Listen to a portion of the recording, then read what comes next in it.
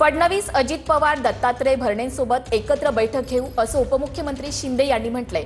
संकट मोठं आहे, प्रत्येक नुकसानग्रस्ताला मदत करू असंही शिंदे यांनी म्हटलंय। मदत करताना नियम, अटी या शिथिल कराव्या लागतील असंही त्यांनी म्हटलेलं आहे। आपल्यासोबत सुद्धा एकनाथ शिंदे आहेत। साहेब, दौरा संपलाय, पाहणी केली, कसं सगळं परिस्थिती आपण पाहिली? नाही, परिस्थिती वाईट आहे, संकट मोठं आहे आणि अशा परिस्थितीमध्ये निकषावर बोट न ठेवता यांना आपल्याला मदत करावी लागेल।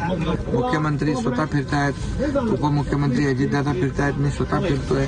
परिस्थिती अतिशय मोठी दुर्दैवी आहे आणि शेतीचं पूर्ण नुकसान झालेलं आहे 100%।